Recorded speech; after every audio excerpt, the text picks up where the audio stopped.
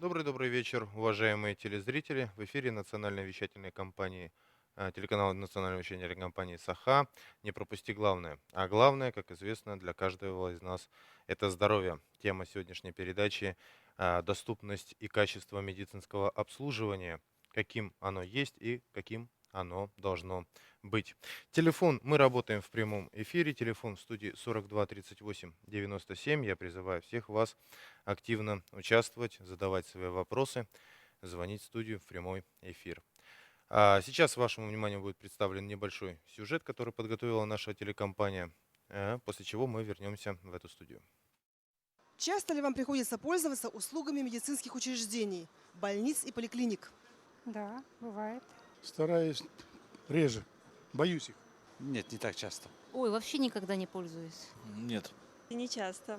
Да, часто, ага. Нет, не часто. Пользуюсь часто. Конечно. Не часто. Это мне не нравится. Я сама себя лечу. Совсем практически не посещаю. Денег нету на посещение больниц-то. Сейчас же платно все. Очень часто. Часто ли вам приходится сидеть в очередях? Раньше сидели, когда не было платных клиник. Сейчас по платным клиникам ходим. Я по электронике заказываю. В больницах, если бываем, то очередь обычно. Электронная очередь есть. Вот это и помогает. Запись идет по телефону, и мы приходим почти, за минут 15-20.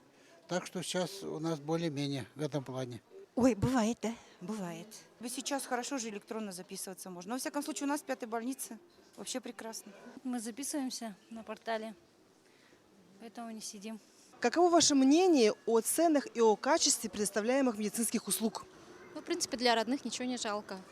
Ну, главное, что это с ребенком, когда с маленьким приходишь, в очереди, когда не сидишь, это очень здорово. На платных клиниках, конечно, очень высокие тарифы.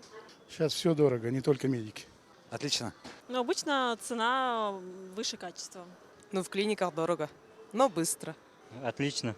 Так как получаем мы сами медики копейки, хотя нам говорят, что мы получаем очень много, не знаю, где и кто это столько получает.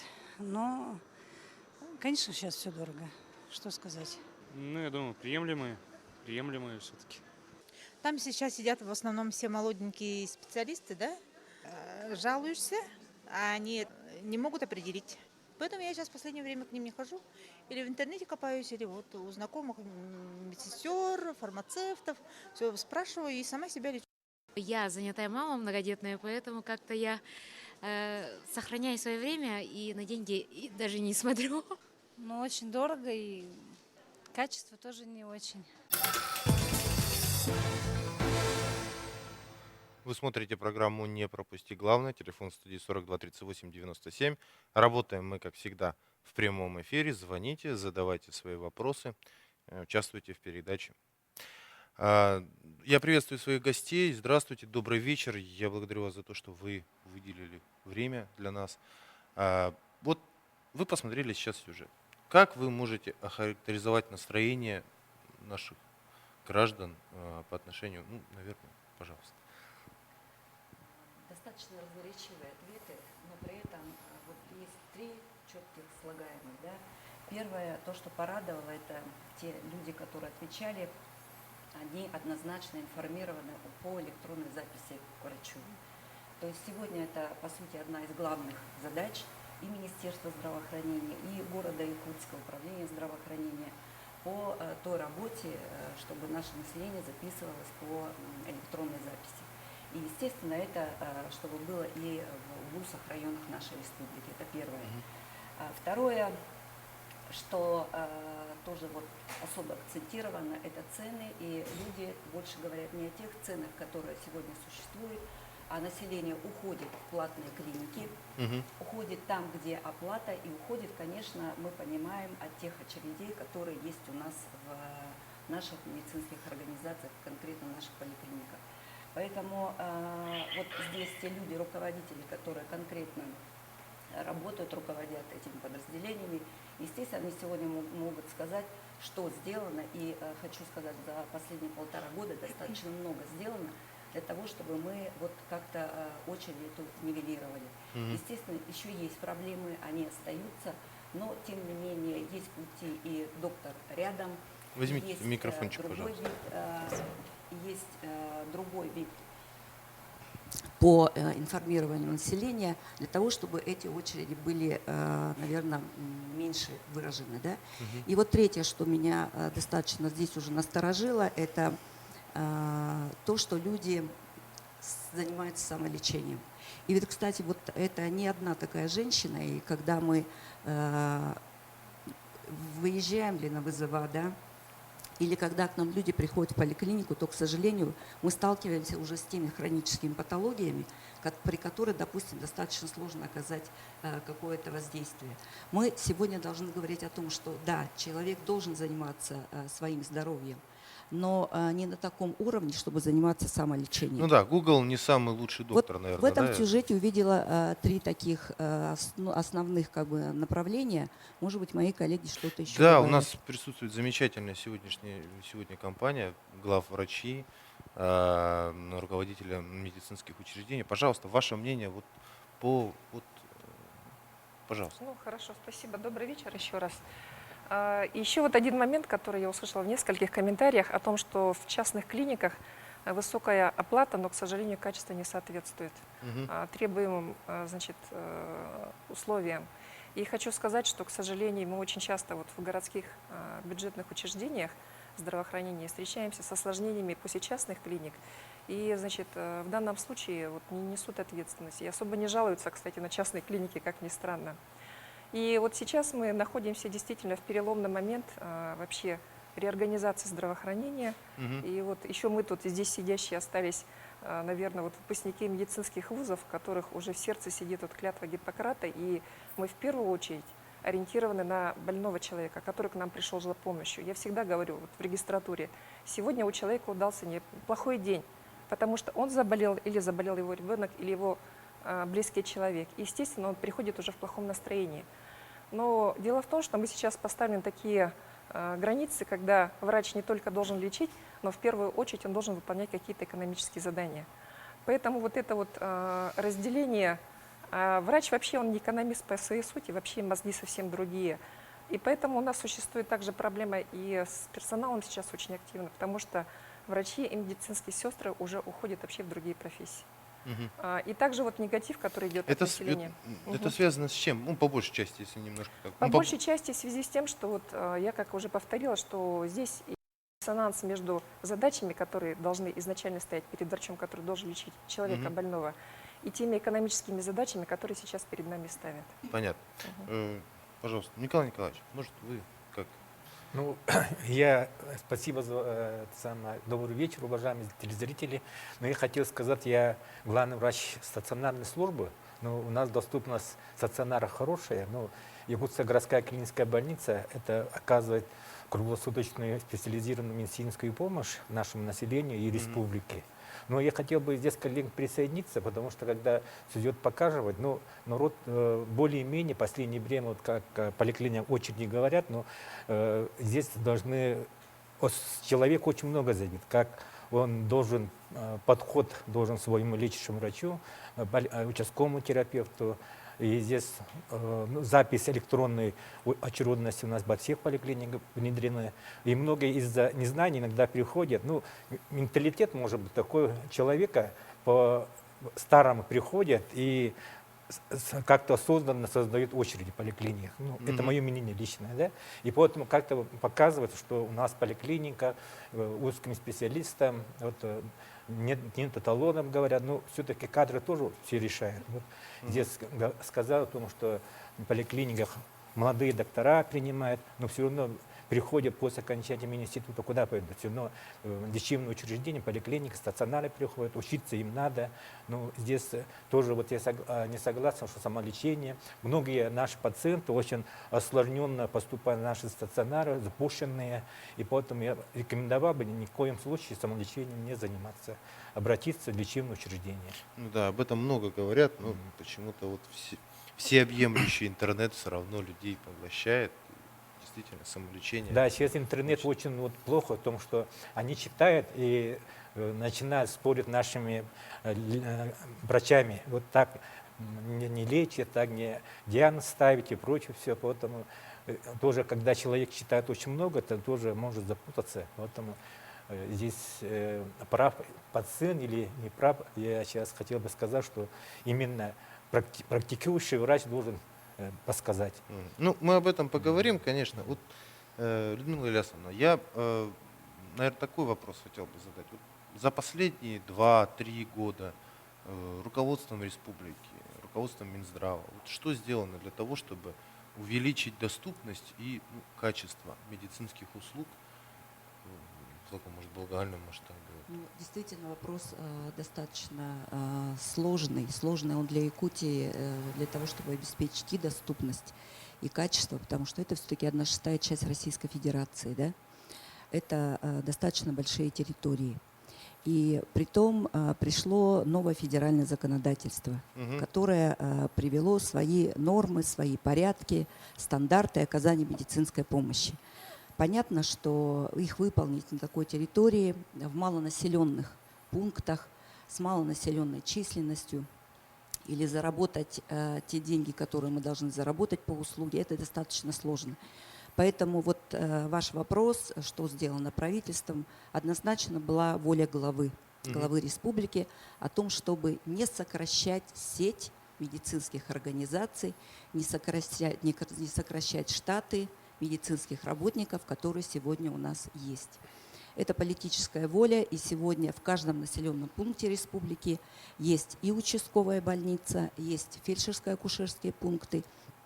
И сегодня мы говорим, что мы сохраняем ту сеть центральной районной больницы на 2700 населения, как пример ВНБ Тантай, а там существует целая центральная районная больница. То есть это вопрос доступности однозначно в этом. Сегодня у нас достаточно четко работает, выделяются финансовые средства на санитарную авиацию. И с каждым годом эти деньги увеличиваются.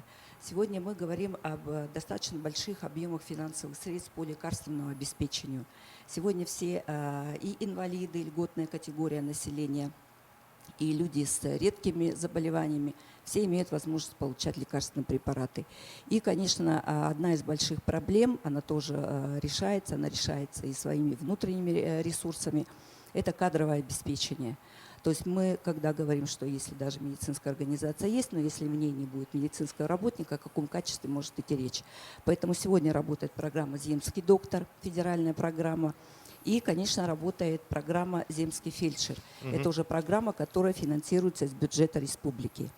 И, наверное, последнее, на чем хотела бы остановиться по вопросам качества, это создание в республике, мало того, сохранили имеющуюся сеть, которая была исторически, и мы сегодня открываем новые, уже специализированные медицинские организации, а это в том числе межрайонные центры.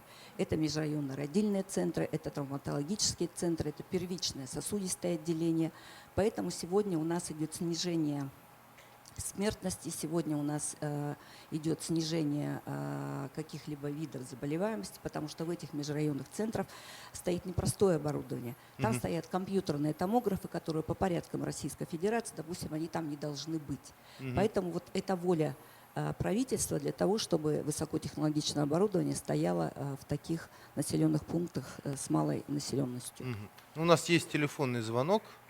Да, здравствуйте, говорите, пожалуйста, вы в эфире. Здравствуйте, Георгий, житель города Якутска. У меня такой вопрос по поводу поликлиники номер 5 по улице Калица. Так как я понимаю, она является медцентром, там даже написано, что он медцентр. Но такой вопрос у меня. Если он является медцентром, почему значит, специалисты узкого профиля там приходящие? Вот пример. Значит, хотел попасть к кардиохирургу, попадал 2 месяца. Получил талон. Получил талон, значит, пришел ко времени, ждал еще 3 часа. Медсестра говорит, что специалист, врач едет с медцентра, у него тяжелая операция.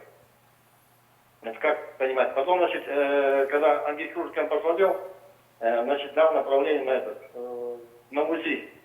УЗИ через 2-3 месяца. Жду, когда попаду на УЗИ. Ясно. Спасибо большое за звонок. Спасибо. Ну вот, дорогие коллеги, друзья, я прокомментирую. давайте. Добрый вечер, уважаемые жители и гости столицы и всей республики. Что касается названия, всегда вводит в заблуждение. На самом деле это просто номенклатура. Медицинский центр города Якутска. Оказываем же мы первичную медицинскую помощь, то есть уровень первой поликлиники. Ангиохирург – это как бы наше желание как раз-таки приблизить медицинскую помощь, и он действительно достаточно дефицитный специалист по республике. У нас совместитель, и для того, чтобы у нас есть люди, которые инвалиды, им далеко в Национальный центр медицины ехать. Мы же работаем конкретно на наше прикрепленное население.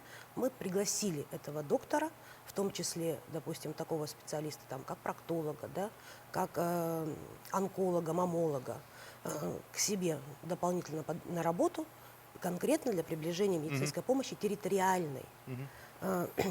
Конечно, если у нас специалист по нормативу должен на территории республики быть, допустим, в 3-4 количествах, да, людей, а он в единственном экземпляре, то, к сожалению, такой возможности, чтобы попасть к нему, это не первичная помощь, не экстренная помощь, а именно плановая к высокоспециализированному специалисту. И вот про УЗИ человек задал еще дополнительный вопрос, говорит, ждут 2 месяца. Это Ну, ультразвук, наверное, скорее всего, это сосудов. Это тоже специализированная помощь, которая не является плановой первичной и считается, значит, достаточно специфичной. Вот теперь вот объясните мне, как обывателю, наверное, зрителю, да, вот как просто обыватель, что вы понимаете под специализированным, что под первичным? То есть что должна давать, вот я, собственно говоря, да, застрахованное лицо, у меня есть там полис страхования, да, вроде как. Что мне вот этот полис дает? Специализированную помощь я имею право получить? Абсолютно верно. Но я, наверное, начну опять и вернусь к ролику, поскольку для меня, как для руководителя, одна единственная яркая линия прошла. О том, что, наверное, мы плохо информируем наших горожан о том, что можно, что нельзя, в какие сроки и в какой период. И вот если мы имеем полис обязательного медицинского страхования, естественно, все виды медицинской помощи туда входят, которая делится на первичную, это вот поликлиники, специализированные, это республиканские наши больницы, высокотехнологичную медицинскую помощь, которая как проводится как у нас в республике, так и за пределами нашего региона. Но есть определенные границы оказания той или иной медицинской помощи. И они прописаны в программе государственных гарантий, которая выходит ежегодно, ну, в частности, постановлением Российской Федерации, далее Российской Республики Саха-Якутия. Там четко прописано, какое название помощь носит, какие должны быть сроки ожидания той или иной медицинской помощи. Например, врач-терапевт – это ожидание 24 часа в сутки, это норма. Врач узкой специальности – это, допустим, 2 недели, такие как кардиолог, эндокринолог, относящиеся к первичной медицинской помощи. Оказание высокотехнологичной медицинской диагностической помощи, как компьютерный томограф, к примеру, либо значит, МРТ, это 30 дней. И то же самое есть у нас границы оказания по скорой помощи, по госпитализации. Но всегда есть такое понятие, когда имеется экстренная медицинская помощь. Вот тогда действительно это минуты, это часы, это другие немножко понятия. А все, что получается не входит в эти понятия, человек должен, может уже приобретать дополнительно за деньги? Да, есть понятие базис, программа базисная, государственные гарантии. И как раз таки, если читать четко этот документ, там прям по пунктам прописано, что положено в рамках программы государственных гарантий. Ну, возьмем, к примеру, стоматологию. Вылечить зуб – это программа государственных гарантий, ортодонтия – это уже за платные услуги, допустим. Да? То есть красота – это уже отдельные финансы из кармана пациента. И где вот эту информацию? Программа государственной гарантии, она размещается в каждом учреждении. У нас есть специальные стенды информационные. Кроме того, на любом сайте медицинской организации, кроме того, на сайтах Министерства здравоохранения Республики Саха-Якутия, в территориальном фонде, в страховых компаниях. Любой специалист, который сидит в страховые компании, вот у нас представители сидят в учреждениях, он тоже может вам представить эту программу государственной гарантии, чтобы вы изучили и знали уже свои права и, соответственно, обязанности, и что возможно сегодня получить бесплатно, и что вы обязаны получить бесплатно, в какие сроки. Все, что мы можем получить бесплатно и что обязаны получить бесплатно, об этом мы поговорим после рекламы, не переключайтесь. Вы смотрите программу «Не пропусти главного». Мы говорим о доступности и качестве медицинского обслуживания. У нас есть телефонный звонок. Да, Алло. слушаю, вы в эфире. Говорите, пожалуйста. Добрый вечер, Якутск, Кочаня Попов. Два вопроса. Пожалуйста. Пожалуйста, говорите. Алло, два вопроса, Якутск, Кочаня Попов. Почему в некоторых вообще клиниках города Якутска нет некоторых специальностей, их направляют на частные клиники. Мол, они работают только на частных, государственных их нету. Какие вы имеете в виду? Второе. Почему считается, частных клиниках обслуживают намного лучше, чем в муниципальных клиниках? А ведь врачи-то работают те же врачи. И на частном, и на государственном. Полдня на государственном работают, полдня на частном работают. Когда все это вот соотношение или неравномерность устранится, какие меры принимаются? Понятно, спасибо. Вопрос понятен. Ну вот давайте, наверное, его разделим. Первый вопрос как раз в продолжение, наверное, да, вот почему вот некоторых специалистов нет в поликлиниках и направляют и в платные, видимо, пенсионеры отправили куда-то в платную клинику. Пожалуйста, ну кто может? Вообще хочется сказать о том, что, да, вот, возвращаясь к первому вопросу, то, что комментировала Ирина Фраиловна, в городе Якутске, представители городского здравоохранения, есть, значит, вообще в целом Можно? на уровне. Вообще, конечно, то, что касается медицинской помощи делится на уровни. Первый уровень, вот как раз мы представители этого первого уровня, это первичное звено, это то есть медицина первого контакта, это поликлиники. Да? У нас в здравоохранении города их 7. И там должны быть специалисты, которые, ну, вот, допустим, тот же ангиохирург, его, в общем-то, в первичном звене не может быть. Другое дело, что руководитель медицинской организации, администрация медицинской организации считает, что необходим этот специалист. И они заключают договора. Вот почему получилась такая картина, когда специалист приехал, положим, позже, он работает в другом учреждении, но вот, допустим, то, что касается ангиохирурга. Далее, второй уровень – это специализированный уровень. И третий уровень – это высокотехнологичная медицинская помощь. И вот то, что касается, почему нельзя попасть к определенным специалистам, где-то есть они, где-то нет, в частных клиниках есть, но я понимаю, что это как раз самый узкий профиль, который, в общем-то, может и не быть в поликлинике. Но хорошо, что есть такая конкурентная среда, есть частные клиники, и то есть вот есть альтернатива, они могут попасть, допустим, в частные клиники. Можно сейчас или в Национальный центр медицины, что как-то снижает социальную напряженность. А можно сейчас как бы назвать вот эти специальности, которых остро востребованные, да, но вот они узкоспециализированные и не может поликлиника их. Кто? Урологи, эндокринологи, то есть именно не кардиологи, не невропатологи, допустим, да, потому что на первичном звене эти специалисты есть.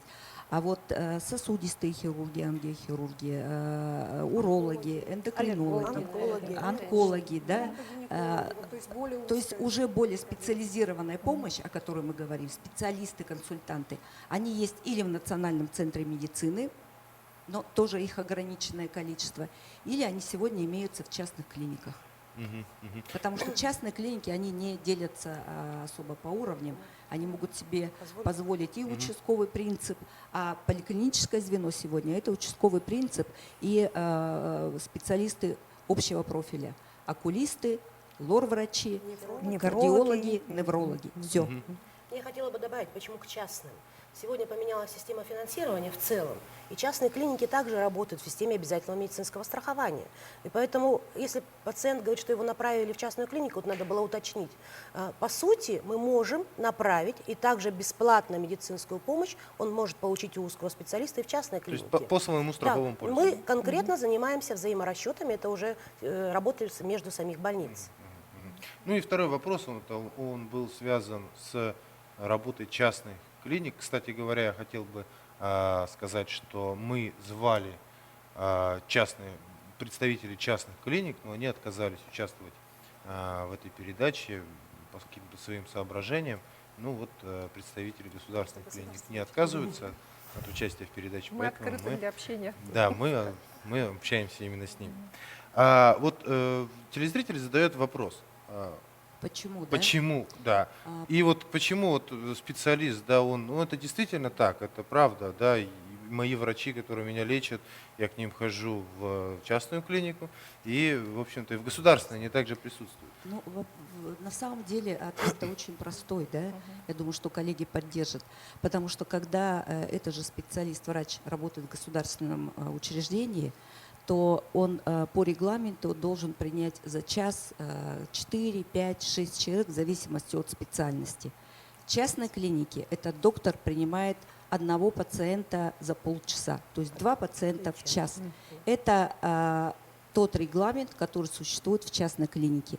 Частные клиники себе это могут позволить, потому что это цена, это стоимость, за это идет оплата. Естественно, в этой ситуации врач может поговорить, может принять, может сделать все так, как положено, и при этом, конечно, не заполняя никакую-либо документацию, по Мы об которой этом надо еще будет поговорим. У нас как отчитываться. раз телефонный звонок еще один. Да, вы в эфире, пожалуйста, говорите. Алло, здравствуйте. Меня зовут Здравствуйте. Никифорова, город Иркутск. Я инвалид второй группы, отношусь к городской больнице номер 2.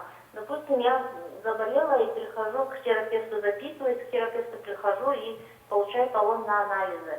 Затем надо нам пройти в процедурный и там еще раз записаться, чтобы сдать анализы. То есть я не могу сдать свою кровь во вторник, и записывать, и обязательно попадает или в четверг, или в пятницу. То есть целая неделя выпадает. Почему у вас такое? Я- Ну вот, понятно. Спасибо большое, мы поняли. Ну, вкратце, если. Ну, вообще, конечно, вот тут есть некоторые организационные моменты, да, которые, в принципе, как бы, если смотреть со стороны пациента, это совершенно верно. И вот мы тоже считаем, что это не совсем правильно, когда забор анализов берется, ну, в ограниченное время. Но, тем не менее, мы уже вот в наших учреждениях первичного звена перешли на забор анализов до тех пор, когда вот пациент приходит, да. То есть мы сейчас об этом говорим, да, то есть говорим о том, что талонная система должна отойти, и ее не будет. Но есть несколько инноваций, которые, в общем-то, хотелось бы внедрить, и мы, собственно, возможно, будем это делать, и сейчас работаем над определенными проектами, понятно, тем более такие категории, как инвалиды, да, хочется, конечно, прийти в учреждение первичного звена и буквально за 3-4 часа получить весь спектр услуг. И мы хотим говорить на сегодняшний день о клинике одного дня. Возможно, вот как бы мы сейчас работаем над проектом, должны представить Министерство здравоохранения и будем уже внедрять. Ясно. Я хотел бы вернуться. Коротко Да, сейчас добавлю, пожалуйста. да, что мы готовим сейчас проект приказа, по которому сегодня пациент, когда приходит на прием к доктору, он будет сдавать анализы в этот же день и в этот же час. И не обязательно это будет утром, в 8 часов утра на голодный желудок. Замечательно. Он может прийти в 2 часа дня, в 3 часа дня, и он сдаст анализы в любое А я время. думал, это по тому медицинское спектру. требование, чтобы на голодный Нет, желудок. мы, Нет? мы Общий сегодня адрес забора. пересматриваем стандарты, мы специально сидели со специалистами, да, для того, чтобы вот этот приказ подготовить, этот приказ скоро выйдет из Ну, вот видите, Терминздрава. век, как говорится, живи, век учись. Вернуться хотел бы к теме частных клиник, да. Главные врачи поликлиник, как вообще вы относитесь к тому, что вот эта ситуация, когда вот врач поликлиники, он же тут же и врач в частной поликлинике, и вот в итоге как бы вот люди говорят, ну все-таки мне кажется, что в частной поликлинике обслуживание лучше, да, вот, чем в государственной поликлинике. Это вот в этой ситуации, как вы относитесь к этому? Ирина Лаврентьевна, пожалуйста. Ну, в принципе, добрый вечер. В принципе, значит, решение самого врача, значит, подрабатывать, так скажем, да, в частной клинике, это его самостоятельное решение. Я как руководитель, конечно, всегда открыто говорю, что, значит, вы можете работать у себя в основном лечебном учреждении. Но так как специалист отработал свое рабочее время, значит, по программе государственной гарантии, то он идет и подрабатывает То в есть, частной клинике. то есть да? у вас как бы условие такое, что он вначале должен отработать какое-то определенное время, которое ему положено в Совершенно государственном. верно, да. да. У нас есть телефонный звонок. Я прошу прощения, у нас есть телефонный звонок. Да, говорите, вы в эфире. Здравствуйте. Здравствуйте. Меня зовут Ольга, да, я прикрепленная пациентка клиники «Кристалл». Получается, я всех специалистов прохожу бесплатно, а анализы, получается, я сдаю платно. Правомерно ли это? Понятно, спасибо. Вот такой вопрос. Правомерно ли это? Кто-нибудь может сказать? Вот вообще у нас... Все зависит, ведь, понимаете, мы сейчас, конечно, не очень корректно, когда вот в отсутствии наших коллег, руководителей частных клиник, вот объяснять, ну, вообще обсуждать. Ну, они эти моменты. отказались, тут ничего не Но, сделаешь. мы да. попытаемся объяснить. Дело в том, что вот Лена Фреймовна говорила о том, что на сегодняшний день у нас в программе государственных гарантий участвуют частные клиники, и они берут на себя население, то есть прикрепленное население, и они также вот по полису обязательного медицинского страхования обслуживают полностью, да. Но то, что касается анализов, надо просто уточнить, какие анализы. Есть спектр тех анализов, которые действительно он платный. Допустим, полимеразная цепная реакция на заболевания, передающиеся половым путем, да, ну и так далее. То есть вот эти вот моменты надо уточнять. То, что касается клинического минимума, я думаю, что он должен быть бесплатным. По ОМС тем более. А то, что касается, скорее всего, это касается тех анализов, которые вот, в общем-то, да, имеют определенную специфику, то есть это более, ну, они могут быть, в принципе, и так платными. Очень важная часть, конечно, вообще в жизни человека — это обслуживание, медицинское обслуживание детей. Вот на сегодняшний день как обстоит, если вкратце, ситуация с обслуживанием, доступностью медицинской помощи детям? Пожалуйста. Спасибо за вопрос. Детская городская больница. Наша поликлиника, консультативная поликлиника, расположенная по адресу Петровского 10/1, в общем-то, как и все медицинские учреждения, имеет вот 7 способов записи. К нам можно попасть очень легко, записавшись и на сайте, и по колл-центру, и в регистратуре. Вот от нас Минздрав вообще требует, чтобы мы были полностью доступны. Мы изыскали возможность, в регистратуре посадили 2 регистраторов только к телефону, чтобы человек имел возможность записаться по телефону к специалисту. И поэтому, к нашему счастью, у нас вот нет очередей, и вся помощь оказывается в пределах вот программы госгарантий, даже лучше. То есть самое длительное ожидание приема врача составляет не более 5 дней. И анализы, и все исследования другие дети получают, в общем-то, при обращении практически сразу. Это, Все бесплатно. Ну, у вас, в принципе, это получается... Ну, вот вообще сейчас принцип, получается, распределения поликлиник, он по прописке, да, я так, насколько я понимаю? Территориальный, да? А у вас... Наша поликлиника консультативная, мы работаем на весь город, и имеются специалисты, которые вот как раз не относятся к первичному звену, да? Допустим, те, которых поликлиника имеет право не иметь. Вот. Они у вас есть? И на всю республику мы работаем точно так же. И в месяц к нам примерно обращается больше 2000 человек. Это человек, а обращений в год, например, 75 тысяч. Ну что ж, уважаемые зрители, вот тема, конечно, медицинского обслуживания — это очень важная тема. И у нас большое количество звонков, и еще один буквально поступил в студию. Да, здравствуйте, говорите. Вы в Добрый эфире. вечер. Скажите, Добрый вечер. пожалуйста, почему нужно, предположим, женскую консультацию записываться за 10 дней или за 2 недели? А если мне нужно срочно, сегодня, максимум завтра, что я должна делать при этом? Вот, да, Хотелось пожалуйста. бы уточнить, в какую женскую консультацию за 10 дней и за 2 недели. Да? Дело в том, что вот на сегодня в городе существует 33 акушерско-гинекологических участка. Да? А население женское у нас, города, оно очень большое. И, соответственно, вот это уже говоря о том, что от той самой доступности, я так понимаю, да? Не так сразу мы можем записаться. И вы видите, что на сегодняшний день, вот мы тоже это отмечаем, что акушерско-гинекологическая служба работает больше в акушерском направлении. И, конечно, для нас это очень тяжело видеть то, что когда вот говорят о том, что достаточная доступность. Но вообще в женских консультациях именно в день, когда женщина приходит, она получает помощь, она должна получить. Просто, и тем более по экстренности, об этом даже разговоров нет. И говоря о том, что вот 10 дней и 2 недели, мне хотелось бы тоже уже... У меня тоже возникает вопрос, это в каком учреждении такое? Недавно мы знаем, что недавно была встреча главы республики с медицинской общественностью, в том числе он очень активно высказал мнение о необходимости повышения качества медицинских услуг. Вот в ваших учреждениях что вот планируется делать для повышения качества медицинских услуг? Ну, как пример, он, по-моему, зачитал письмо 80-летней, по-моему, женщины, о том, что вот плохо отнеслись врачи к ее отцу. И он сказал о том, что таких обращений много. Ну, действительно, таких обращений часто греха таить. Вот как главврачи, как руководители медицинских учреждений стремятся к повышению качества? Пожалуйста. Ну, вначале можно, если можно, у нас молчат буквально главврачи. Пожалуйста. Я, да? Хорошо. Спасибо. Во-первых, я хочу поблагодарить главу нашей республики за то, что он пришел в нашу поликлинику. Мы уже много лет ставили вопрос как раз о доступности медицинской помощи детскому населению. И вот только благодаря его приходу он действительно увидел, что мы очень находимся в сжатых площадях, которые не соответствуют уже запланированному, как говорится, посещению.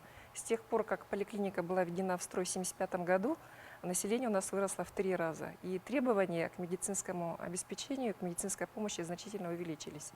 И вот благодаря нашему главе Егору Афанасьевичу было дано задание правительству изыскать помещение для того, чтобы мы могли разместиться, расширить свою детскую службу. И мы там планируем также развивать восстановительное лечение. По поводу повышения качества у нас идет постоянно планомерная работа. То есть мы, как я уже говорила, очень жестко регламентированы своей работой и протоколами, и регламентами, и страховые компании, эксперты, которые нас проверяют ежегодно, очень строго следят за этим. Как раз у нас перед встречей с главой правительства был запрос сделан, сколько проверок было по качеству в учреждениях. Оказалось, что в учреждениях за год было только более 40 экспертных проверок. Представляете? И, недавно независимый центр социологических исследований при главе республики проводил социологический опрос среди населения по доступности и качеству оказания медицинской помощи. Вот наша первая поликлиника 82% удовлетворенность населения. 82%? 82%. Мы, честно говоря, сами очень обрадовались, удивились, потому что у нас было порядка 60% в прошлом году. На этом мы чуть-чуть прервемся, потому что у нас есть телефонный звонок. Я прошу прощения, потом к этому теме вернемся. Да, слушаю, вы в эфире говорите. Добрый вечер. Добрый вечер. Я с города Якутска, да? Я хотела задать вопрос. Вот клиника Центромед, почему принимает людей до 55 лет? Один вопрос. Второй вопрос. Хотелось бы первой поликлинике сделать побольше, вот регистрационное окошко побольше. Вот справочная занимает почти одна женщина сидит, можно было там сделать 2 окошки. И мы сидим по 3-4 часа. Понятно. Вот человек говорит 34 часа в первой поликлинике. Давайте я тогда, отвечу на вопрос. По 3-4 часа не может человек сидеть. Дело в том, что у нас идет электронная запись по регистратуре, и там четко идет, во сколько человек получил талон и через сколько минут он записался. То есть это та информация, которую мы не можем у себя откорректировать. И в среднем у нас получается 7 минут. 3 часа человек не может. Но имеется в виду, конечно, пациент находится, наверное, в целом в учреждении порядка 3 часов. Но это, в принципе, даже для мировых стандартов это не так много, скажем так, да? И по частным клиникам я тоже не буду отвечать, но вообще для нас это, конечно, открытие. Это что за дискриминация по возрастному принципу? В общем, так, все, спасибо. То, что касается частных клиник, это просто вот мы эти моменты отрабатывали и знаем. Есть по программе государственных гарантий, есть определенные моменты, это связано с тарифом и так далее. Но тоже вот хотелось бы, чтобы действительно присутствовали наши коллеги, и они бы могли бы это сказать. Но с нашей стороны, наверное, не очень корректно будет об этом говорить. Мы просто вот не будем об этом говорить. Ну вот вы сказали о 82, а вот жалобы, если коротко, у нас совсем немного времени до рекламы. Жалобы часто поступают? Да, жалобы у нас, естественно, поступают. Все-таки учреждение здравоохранения – это публичное учреждение. То есть каждый человек, обратившись, имеет право получить качественную медицинскую помощь. Естественно, когда человек болеет, вы сами же, Павел, тоже понимаете, что человек, естественно, и настроение меняется, и все такое. И всегда бывают жалобы, но мы стараемся их отработать на своем уровне. И, в принципе, у нас ежегодно ведется как раз реестр жалоб, и страховыми компаниями, и Министерством здравоохранения. Ежеквартально мы собираемся, разбираем эти вопросы. И необходимо отметить, что все-таки имеется тенденция к снижению количества жалоб. Обоснованных. Есть, к сожалению, необоснованные жалобы. Вообще о том, какие жалобы у нас еще присутствуют на качество медицинского обслуживания, мы поговорим после рекламы. Не переключайтесь. Вы снова смотрите программу «Не пропусти главное». Мы говорим о доступности и качестве медицинского обслуживания в республике. У нас есть телефонный звонок. Здравствуйте, вы в эфире. Добрый вечер, меня зовут Илларионова. У меня такой вопрос. Мы по колл-центру записались к гинекологу Кривошапкиной в 5-ю поликлинику. Моя дочь подошла по очереди, но ее не приняли. Сказали, что по электронной очереди ее не принимают. И мы до сих пор не можем никак записаться с ней. Мгм. Вот такой вопрос. Спасибо вам за звонок. Ну, Отвечу. давайте. Здесь, наверное, ситуация такая, что, вот как правильно до этого комментировали, что акушерство и гинекология часто больше у нас работает на поток именно по приему беременных. А у нас студенческая поликлиника, там как раз у нас по характеру оказания специализированной гинекологической помощи характерно вот именно оказание значит, помощи беременным. Это практически у врача занимает, ну, наверное, 95%. Да? И 5% у нас действительно только остается на прием гинекологических больных. Мгм. Так А что человеку-то что делать? Он к гинекологу попасть, получается, не может. подходить да. Конкретному врачу? Да. По адресу проспект Ленина, 61/2, отделение значит, профилактики, где находится кабинет акушерско-гинекологический. Туда подходить Да, и... да. Либо по горячей линии. Есть везде горячая линия. Есть колл-центр, Вот человек по горячая линия колл-центру, говорит, записался и не может 219-303. попасть. Может еще раз позвонить и записаться 219-303. Ага. Это горячая линия, где Это горячая линия, где может сказать о том, вот как раз тот этот вопрос, ну, в принципе, мы уже поняли, и его редактора возьмем и будем разговаривать, потому что, ну, будем разбираться. Я думаю, что проблемы здесь не должно быть. Ну вот, человека, может быть, и поможем, даже получится помочь. Хорошо. Вот еще один звонок, да? Ну, давайте. У нас еще один телефонный звонок. Да, пожалуйста. Все. Нет у нас телефонного звонка. Давайте теперь, наверное, перейдем к вопросу скорой медицинской помощи. Вот совсем недавно, кстати говоря, в средствах массовой информации появился такая, ну, телефонный разговор, да, и вот такое двоякое какое-то мнение о том, что вот человек пытался вызвать скорую медицинскую помощь, диспетчер не очень хорошо ответил, и вот мнение населения разделилось, на самом деле. Кто-то говорил о том, что, в принципе, диспетчер был прав, кто-то говорил о том, что врачи все-таки должны быть немножко корректнее. Вот вообще на сегодняшний день как работает скорая медицинская помощь, и вот, что она принимает к вызову, что она не принимает к вызову?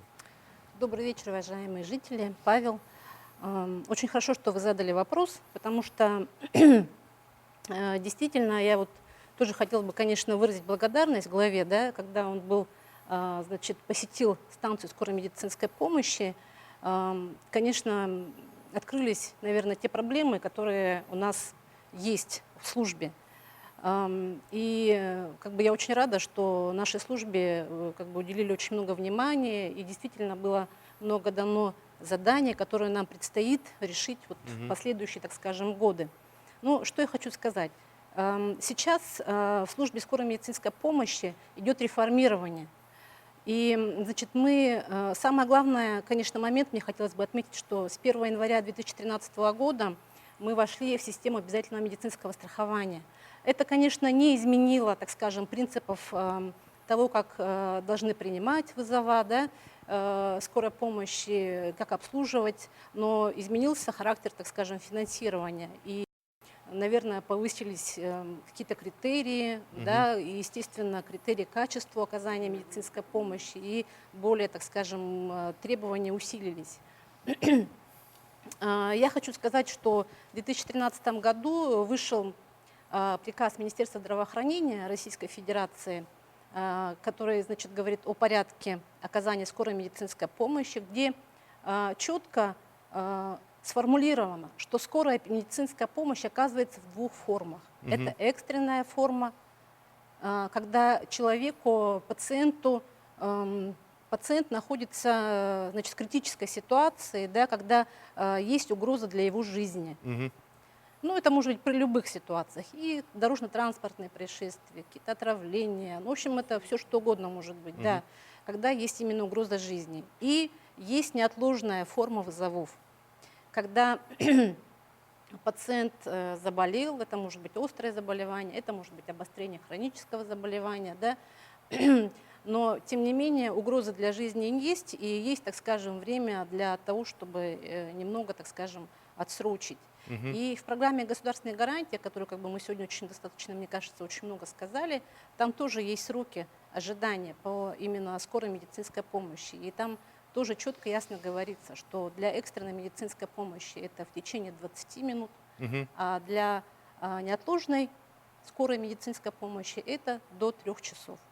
Поэтому, конечно, все зависит от повода, да, и я обычно выступаю, значит, периодически меня приглашают на эфиры, значит, в Новом дне мы выступали. Мы вообще стараемся в последнее время очень много говорить о том, как правильно вызывать скорую помощь, да, и, конечно, вести разъяснительную работу.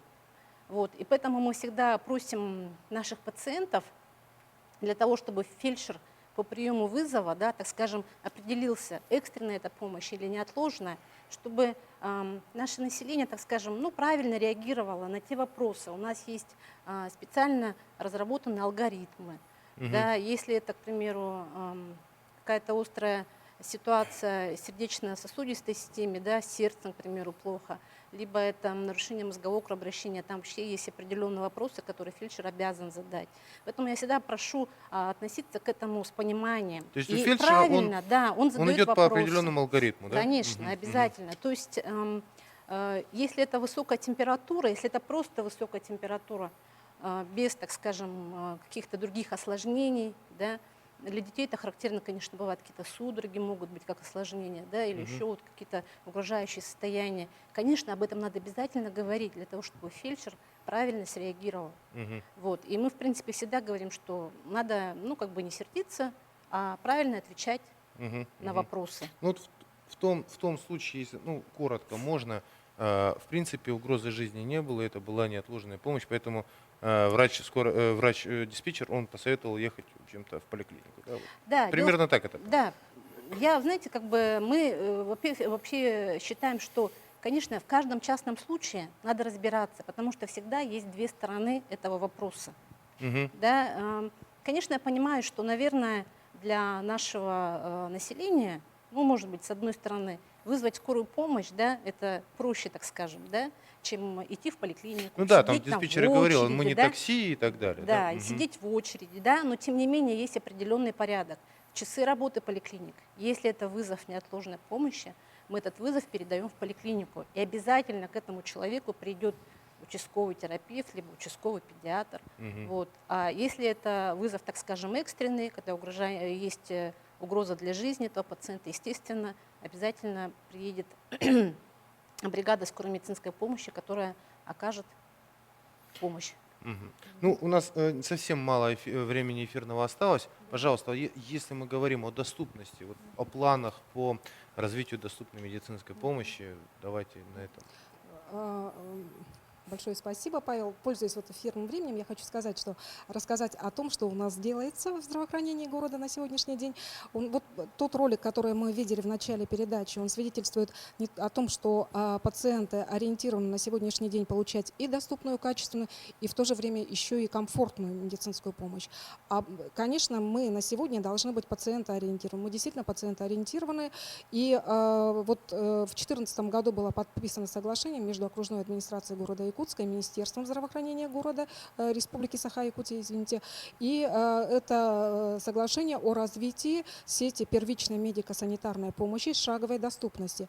В рамках данного соглашения окружная администрация выделила нашим медицинским организациям муниципальные площади. То есть в жилых домах, допустим, в Гагаринском округе и в промышленном округе. И на сегодняшний день у нас есть участки с шаговой доступности. И работа этих участков в конце 2014 года они были открыты, они свидетельствуют о том, насколько это эффективно. Это в социальном плане, снимается социальная напряженность, да? В медицинском плане это очень эффективно, и в экономическом плане это очень эффективно. И на сегодняшний день это тот же доктор рядом, но только на другой манер. Это московский доктор рядом, но этим занимаются государственные медицинские учреждения. И на сегодня мы, учитывая то, что насколько это необходимо и нужно, и насколько это комфортно для пациентов, мы будем работать над этим направлением. Мы называем это программа инноваций операции, ориентированные на потребности пациентов, то мы планируем где-то открыть 30 участков шаговой доступности. Но, конечно, это очень большая работа, это сразу не будет. Мы планируем это в жилых массивах, где необходимо на первых этажах жилых домов это будут врачебные участки шаговой доступности. В принципе, мы работали и работаем с муниципалитетом, Министерство здравоохранения работает, да, и мы работаем с частными инвесторами, то есть это государственно-частное партнерство. На этом наше время подошло к концу. Я благодарю вас еще раз за участие в нашей передаче. Большое спасибо. Благодарю также наших телезрителей за то, что были у экранов своих телевизоров и звонили, участвовали в нашей передаче. В любое время вы можете посмотреть нашу программу на nvkonline.ru. На этом все. Спасибо большое. Всего вам доброго. Будьте здоровы.